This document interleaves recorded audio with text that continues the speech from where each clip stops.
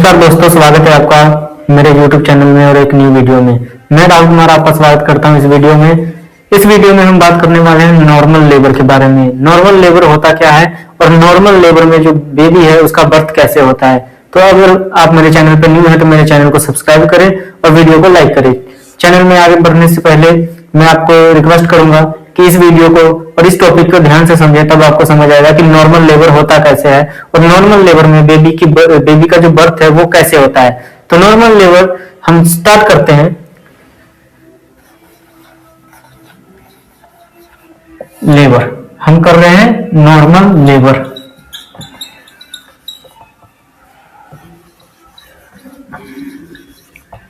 दोस्तों, normal labour होता क्या है? नॉर्मल लेबर की अगर हम बात करें डेफिनेशन की, तो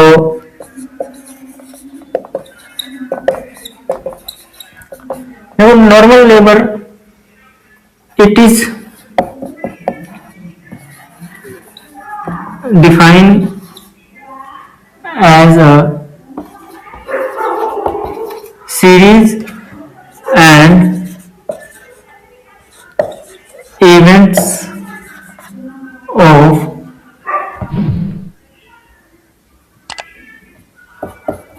the fetus that are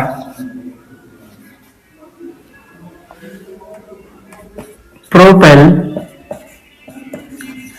or expel through birth canal by on efforts of mother। Normal labour क्या है दोस्तों? नॉर्मल लेबर एक सीरियल इवेंट्स है जिसमें क्या होता है, जो फीटस है, फीटस जो है वो बर्थ कैनाल के थ्रू बाहर आता है। बर्थ कैनाल, यहाँ पे बर्थ कैनाल जो है वो वजाइना है और बर्थ कैनाल के थ्रू बेबी जो है बाहर आता है। और बाहर क्यों आता, कैसे आता है? जो कॉन्ट्रैक्शंस होती है मदर के यूट्रस में और मदर खुद एफर्ट्स लगाती है, पुश डाउन करती है बेबी को, और बेबी जब डिलीवर हो जाता है बिना किसी मेडिकल असिस्टेंट के, तो उसको हम बोलते हैं नॉर्मल लेबर। और नॉर्मल लेबर को हम यूटोशिया भी बोलते हैं, यूटोशिया। और जो अबनॉर्मल लेबर होता है दोस्तों, जिसमें कोई डिफिकल्टी आ जाती है, कोई रुकावट आ जाती है, उस लेबर को हम बोलते हैं डिस्टोशिया। तो ये हो गई लेबर की डेफिनेशन। तो अब हम बात करते हैं लेबर जो है, नॉर्मल लेबर वो होता कैसे है, तो उसका प्रोसेस क्या है, इसके बारे में हम बात करेंगे। नॉर्मल लेबर का जो प्रोसेस है उसमें कुछ पॉइंट्स याद रखने हैं, जो मेन पॉइंट्स है। पहला पॉइंट है एंगेजमेंट।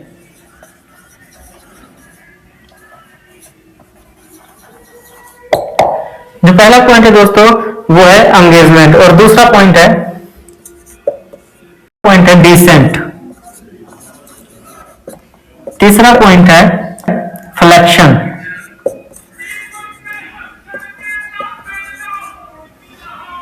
चौथा पॉइंट है इंटरनल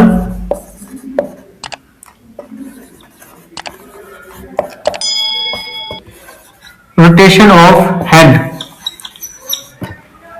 इन सभी पॉइंटों को दोस्तों आप नोट कर लो और इसको एक स्टेप बाय स्टेप हम एक्सप्लेन भी करेंगे। अभी सिर्फ पॉइंट्स नोट करो।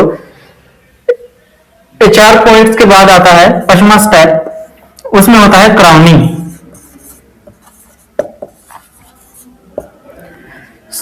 उसके बाद जो स्टेप आता है वो है एक्सटेंशन ऑफ हेड। इस 6 पॉइंट को नोट कर लो।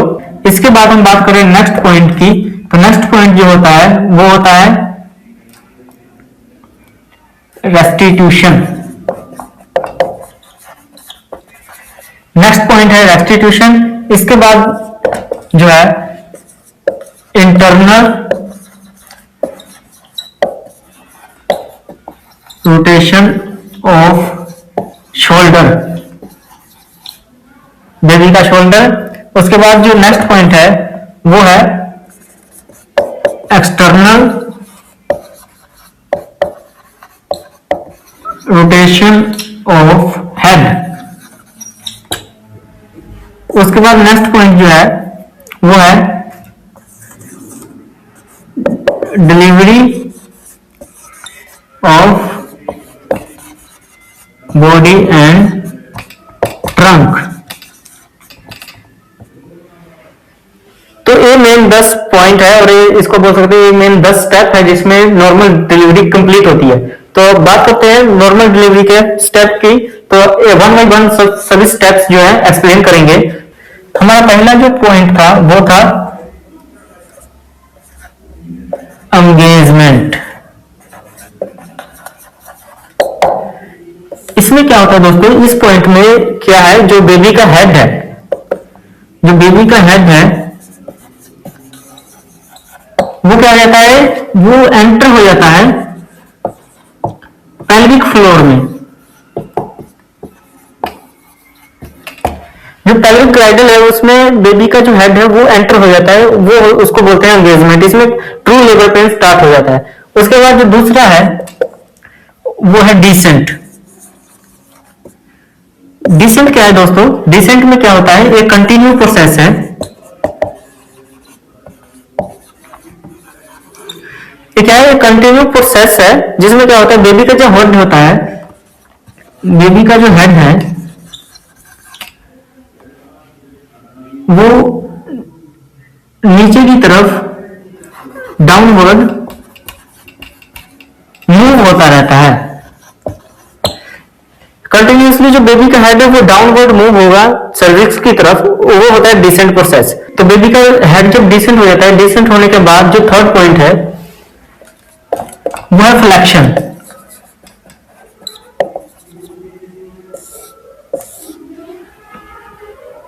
थर्ड पॉइंट जो है फ्लेक्शन है। फ्लेक्शन में क्या होता है, जो बेबी का पूरा बॉडी है, इसमें हम देखते हैं बॉडी जो है बेबी का वो फुल फ्लेक्स है या नहीं, है कि नहीं। इसमें हम ये देखते हैं बेबी का जो स्ट्रक्चर है, जो बेबी है किस पोजीशन में है, बेबी फ्लेक्स है कि नहीं। फ्लेक्स का मतलब होता है जो दोनों हाथ होते हैं बेबी के अपने चेस्ट की तरफ होते हैं और जो लेग होते हैं वो भी ऊपर चेस्ट की तरफ मुड़े होते हैं। ये होता है बेबी का फ्लेक्शन। और उसके बाद जो हमने फोर्थ पॉइंट किया था वो हमने किया था internal rotation of head.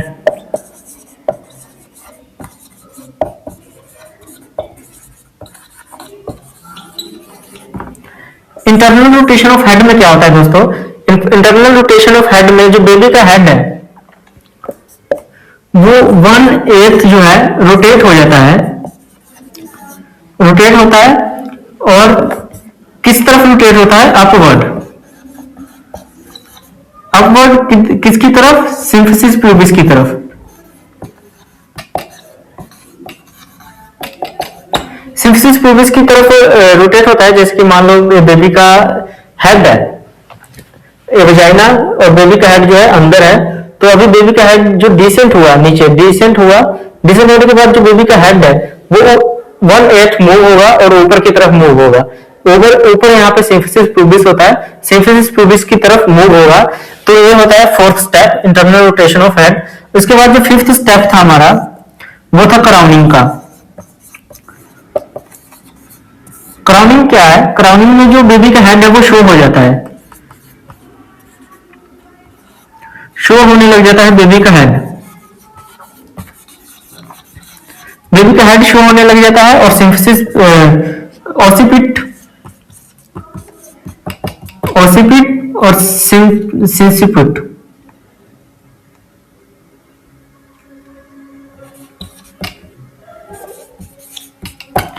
Baby का ऑसिपिट और सिंसिपिट जो है वो शो होने लग जाता है। और इसको हम बिना किसी एफर्ट्स के देख सकते हैं, क्योंकि इस यहाँ पे क्या होता है, जो वजाइना होता है पूरी कंजेशन हो जाता है वजाइना का। वजाइना पूरे जो वल्वा और जो लिबिया मेजोरा होता है वो क्या होता है, कंजेशन हो जाता है और बेबी का हेड जो है वो दिखने लग जाता है। इसके बाद हमने किया था जो 6 पॉइंट है वो है एक्सटेंशन ऑफ हेड।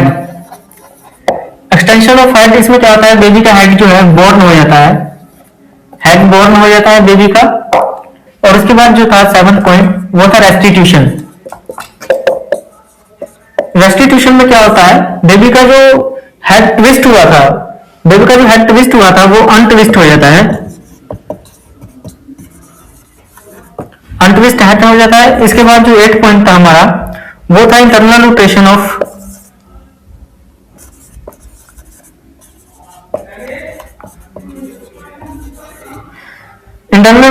शोल्डर। इसमें क्या होता है, बेबी का जो हेड है वो तो बाहर आ गया है, लेकिन जो अंदर में शोल्डर होता है वो शोल्डर का भी 1/8 रोटेशन होता है, 1/8 रोटेशन होता है शोल्डर का। जिससे क्या होता है, ये साइड में बना रहा हूं डायग्राम, बेबी का जो हेड है वो बाहर आ गया है, यहाँ पे वजाइना है और लिविया मेजोरा है, तो बेबी का जो हेड है वो बाहर को आ गया है, ये नेक हो गया। और यहाँ पे जो है बेबी का शोल्डर पहले सीधा था लेकिन अब 1 ट्विस्ट हो गया है, तो बेबी का जो शोल्डर है वो ऐसे हो गया, बेबी का शोल्डर ऐसे हो गया, इसके हैंड्स जो है आगे की तरफ है और बेबी का शोल्डर ऐसे हो जाता है। 1/8 रोटेशन हो गया शोल्डर का। इसके बाद था 9 पॉइंट है एक्सटर्नल रोटेशन ऑफ हेड। अब जब शोल्डर का रोटेशन हो गया, तो शोल्डर का जब रोटेशन होता है तो शोल्डर के साथ जो है हमारा हेड भी मूव होता है। तो इसी ऐसे ही बच्चे का जो शोल्डर जब ऐसे से ऐसे शोल्डर होगा तो बेबी का हेड जो है वो भी रोटेट होगा। तो इस 9 पॉइंट था rotation, external rotation of head. External rotation इसलिए बोलते हैं क्योंकि इसमें जो हेड है वो आउटवर्ड है, हेड जो है आउटसाइड है,